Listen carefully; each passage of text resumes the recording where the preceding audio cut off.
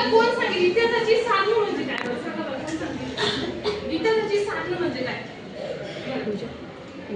नाही मी बोलला तर आपल्या आधी जो इतिहास घडून गेला तो कशावरून कळतो आपल्याला? कारण तिच्या घटना घडून गेल्या, जो कार्यकाळ घडला त्यावेळेस आपण होतो का? तरी आपल्याला त्या काळाची घटना माहिती. म्हणजे शिवाजी महाराजांचा जन्म केव्हा झाला, त्यांनी कसे युद्ध केले, त्यांनी कशा पद्धतीने स्वराज्याची स्थापना केली, तेव्हा होतो का आपण? तरी ती माहिती आपल्याला आहे. तर ती माहिती कशावरून आपल्याला भेटते? कोणत्या साधनांच्या मदतीने आपण ती माहिती आजही आपल्याला कळत आहे?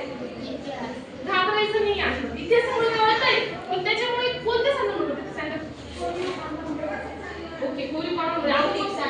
भौतिक साधने, व्हेरी गुड. अजून मग लिखित साधने, व्हेरी गुड. अजून मौखिक साधने, ही साधने झाली. त्याच्यामध्ये काही घटक येतात ज्यांच्यामुळे आपल्याला इतिहास कळत असतो. म्हणजे आपल्या भूतकाळाच्या घटना घडून गेलेल्या असतात, त्या आपल्याला वर्तमान काळात आपल्याला आजही त्या घटना कशा घडल्या, त्यांच्यामधली कारणं, ती आपली परिस्थिती, ती आजही आपल्याला कळते. ती कशामुळे कळते? इतिहासाच्या साधनांमुळे. तर इतिहासाची साधने असतात. तर ते इतिहासाच्या साधनांमध्ये इतिहासाची 3 साधने असतात. काहीतरी घेतो.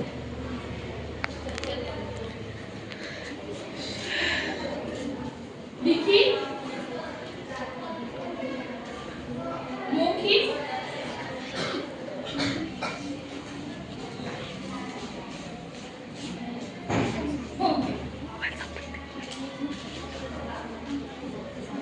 इतिहासाची लिखित साधने म्हणजे काय? ज्या इतिहासाच्या लिखित साधनामुळे आपल्याला लिहिलेल्या त्यांच्या अवशेषांमुळे आपल्याला त्या काळातील इतिहास कळतो. म्हणजे आपल्याला काही ग्रंथ झाले, कादंबऱ्या झाल्या, काही जीवनचरित्रे झाली. शिवाजी महाराजांचं जीवनचरित्र लिहिलं आहे. त्या जीवनचरित्रामुळे त्यांचा जो पूर्ण बालपण, त्यांची जी स्वराज्यासाठी त्यांची धडपड होती, तर त्यांनी कशा पद्धतीने स्वराज्याची स्थापना केली, अशा लिखित साधनांमुळे आपल्याला आपला भूतकाळ कळण्यास मदत होते. त्याच्यामध्ये कोणकोणती लिखित साधने येतात बरं? लिखित साधनांमध्ये पत्र असतात आणि पत्रव्यवहार व्हायचे. एकमेकांशी जर आपल्याला संवाद साधायचा असेल किंवा आपली एखाद्या जर आपल्या भावनांचा व्यक्त करायचं असेल किंवा काही माहिती या ठिकाणी दुसऱ्या ठिकाणी आदान-प्रदान करायचं, काय पत्रव्यवहाराचं. तर पत्रव्यवहारामध्ये त्यांनी जी भाषा, त्यांनी जी लेखणी वापरली होती, त्या लेखणीवरून सुद्धा, त्या अवशेषावरून सुद्धा आपल्याला इतिहास कळण्यास मदत होती. वृत्तपत्रे बघा, वृत्तपत्र हे दर दिवसाला येत असतात. दर दिवशी काय काय घटना घडल्या, तर ते वृत्तपत्रांमुळे सुद्धा आपल्याला इतिहास कळण्यास मदत होती. जसे की स्वातंत्र्य काळात दर्पण, लोकमान्य टिळकांनी वृत्तपत्र सुरू केलं. तर दर्पणचे आजही आपण पेजेस बघितलं तर आपल्याला त्या काळातील घटना कळतात, कशा पद्धतीचं त्यावेळेस कार्यकाळ होता, कशा पद्धतीच्या घटना त्यावेळेस घडत होत्या. म्हणजे आपण जेव्हा स्वातंत्र्यासाठी धडपड चालू होती, स्वातंत्र्य मिळवण्यासाठी, त्यावेळी आपण होतो का?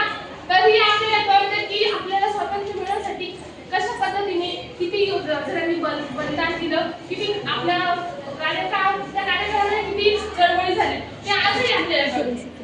त्याच्यानंतर पुस्तके, चरित्रे. पुस्तकांमध्ये एखाद्या विषयावरती जो माहिती दिली असते, माहितीवरून आपल्याला कळतं की त्या पुस्तकात कोणती भाषा वापरली, कोणत्या कालखंडात ते पुस्तक लिहिलं गेले, त्याच्यावरून आपल्याला त्या कालखंडातील इतिहास कळण्यास मदत होते. चरित्र असेल, समजा शिवाजी महाराजांचं चरित्र असेल किंवा इतर कोणत्याही व्यक्तीवरती चरित्र असेल, ते चरित्रामध्ये त्यांची वैयक्तिक विचार, त्याची कार्यशैली, त्याचा जो प्रभाव असतो किंवा त्याची समाजासाठी केलेले कार्य असतं, ते आपल्याला समजतं. पण त्या चरित्रामध्ये समाज जीवन, त्या काळातील कुटुंब व्यवस्था, इतरत्र बाबींचा देखील उल्लेख केला असतो. त्यामुळे देखील आपल्याला इतिहास कळण्यास मदत होते. तुम्हाला सगळ्यांना कळले लिखित साधने म्हणजे काय? कोणाला काही डाऊट राहिलंय लिखित साधने म्हणजे काय? कळलंय सगळ्यांना? आवाज येते मला? कळलंय? हो. Very good. साधनेची नावे सांगा लिखित साधनांची मला. पत्र, व्हेरी गुड. ताम्रपत्र, व्हेरी गुड. शिलालेख, व्हेरी गुड. अजून कोण सांगेल? समजले सगळ्यांना? हो. आता बघूया आपण इतिहासाची मौखिक साधने. मौखिक साधने म्हणजे कोणती? जी तिचे कुठेही लिहिलेले किंवा काही तिचे अवशेष आहेत मौखिक साधनांमध्ये किंवा तिचे, पण ती मुखातून एका पिढीकडून दुसऱ्या पिढीकडे हस्तांतरित होते. आपल्याला मराठी भाषा कोणी शिकवतं का? आपल्या घरात ती बोलली जाते, आपल्या शाळेत शिकवली जाते, आपल्या समाजात ती भाषा ही असते. त्याच्यामुळे की आपण आत्मसात करतो. लहानपणापासून ती शब्द आपण ऐकतो, तिचे शब्द कोश, तिचे शब्द रचना, वाक्य रचना ही आपण आत्मसात करतो. तर ही काय झाली? लिखित साधने झाली. ती एका पिढीकडून दुसऱ्या पिढीकडे हस्तांतरित झाली. म्हणजे ती एका प्रकारे तो सुद्धा एक आपला लिखित साधनाचा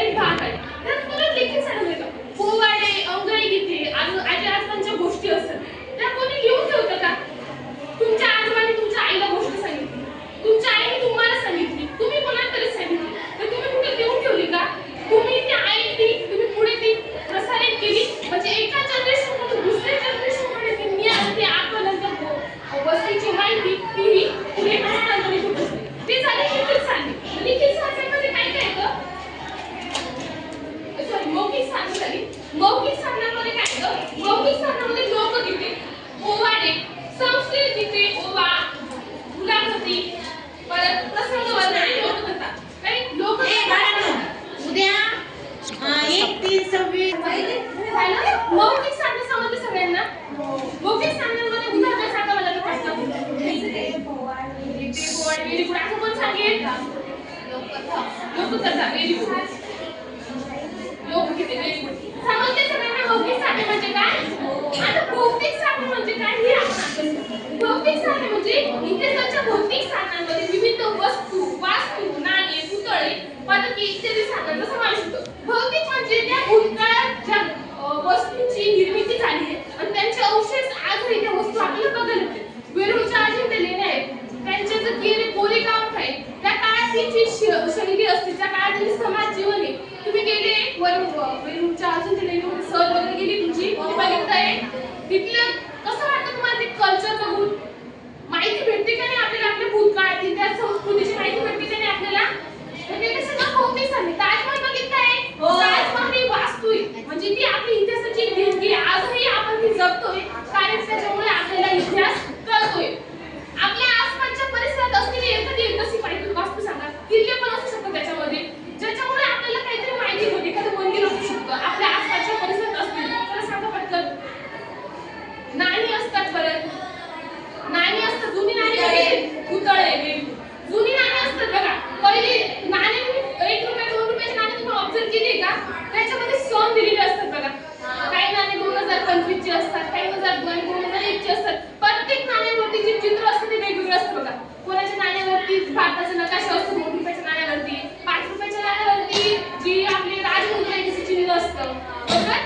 आणि जर आपण ऑब्झर्वेशन केलं तर काही मग त्या गव्हाचं कमीच असतं काही व्यक्ती. त्याच्यामुळे सुद्धा आपल्याला कळतं की त्या काळात कोणतं चलन अवेलेबल होतं, त्या काळात कोणता धातू जास्त होता की ज्याच्यामुळे त्या धातूंमध्ये आपल्याला नाणी त्या काळात अवेलेबल होती. वास्तूंमध्ये घरांची रचना. आता आपल्याला झोपडी किंवा बंगल्याचे घर जास्त बघायला भेटतंय का? कारण की कालखंडानुसार त्याच्यामध्ये बदल होत असतो. आता सगळीकडे फ्लॅटचे घर भेटतात, पुढे झोपडी दिसली तर आपण तंगण बघून अशी झोपडी होती, अरे बापरे. पण आपल्या आजी आजोबांना विचारलं तरी आपल्याला सांगता की नाही? तुमच्या आसपासच्या परिसरात असणाऱ्या घरांचे प्रकार ते तुम्हाला माहिती असतील. जुने घर आणि आताचे घर. अजून सांगा तुमचे जुनं घर असतील तर तुमच्या आजी आजोबांनी सांगितलं असेल घर. Very good. पहिले शेणाने सारण्याचे, आता कलर पॅटर्न. आपली काय एक असते संस्कृती. समजलं सगळ्यांना भौतिक साधने म्हणजे काय? Very good. कोणाला काही डाऊट, काही प्रश्न?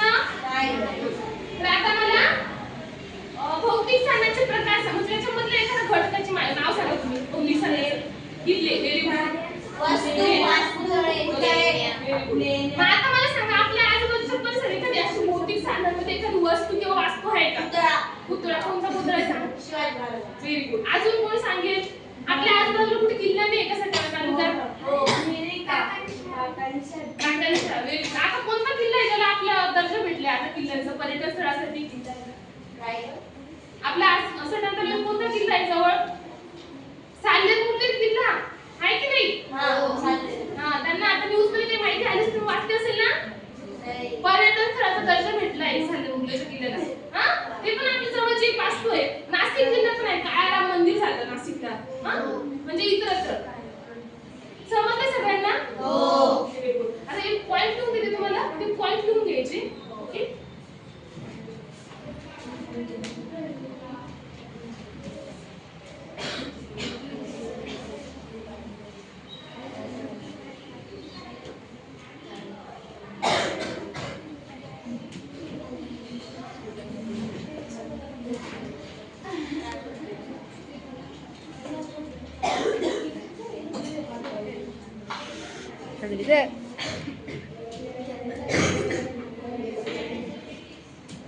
समजलं सगळ्यांना?